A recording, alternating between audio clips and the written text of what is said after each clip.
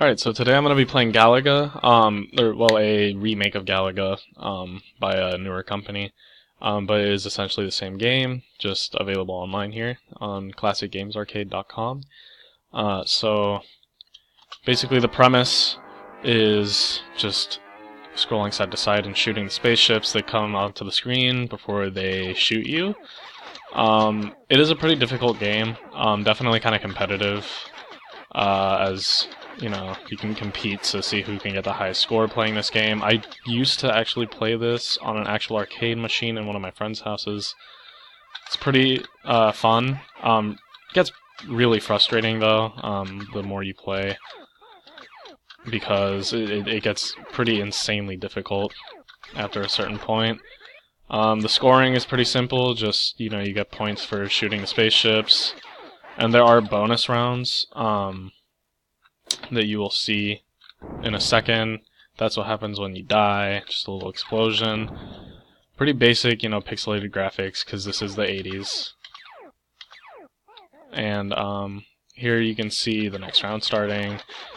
The music, when it does come on, is pretty nice, but for the most part it's quiet besides the sound of the lasers and the spaceships exploding.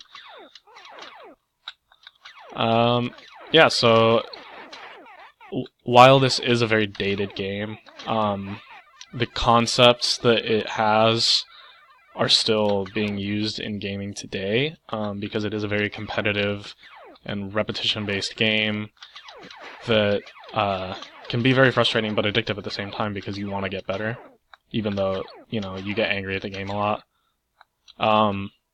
You can see this a lot in modern games, especially in esports, like League of Legends, Counter-Strike, things like that. Overwatch also. It's very competitive, but also very repetitive. There's not a lot of content in the game itself, but the scenarios lead to competitive playing, which can seem repetitive, but in actuality every game is different because you have a different experience every time you play it. And unfortunately I have to reload the page every time it's game over. I don't know, it's something with the website, but yeah. So I would say that this is definitely a classic. It still holds up today as a fun game that you can compete with friends by playing, you know, see who can get the highest score, much like a lot of games today.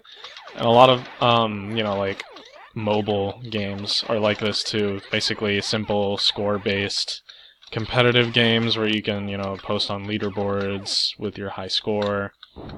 And, you know, a lot of mobile games are exactly like this. You know, you have a certain amount of lives, and you have to destroy or survive against certain things, certain elements in the game.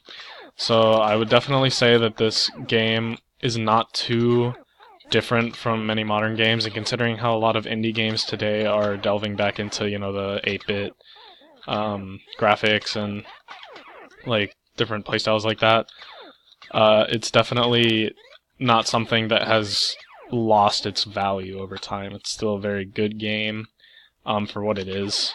The sound design is pretty good. I mean, it's, you know, basic sounds, but they're not annoying. They add to the game, if anything. And the difficulty, again, like I said, keeps you coming back, because it's not just like, you know, if you get used to the opening level, it's not like that all the time. It gets really hard further in. And it definitely, I would say, could be up there for best competitive games ever made. Because while it wasn't, you know, around in a time when competitive gaming was so big as it is now, it definitely would have been big if esports was a thing back then. So yeah, that's it.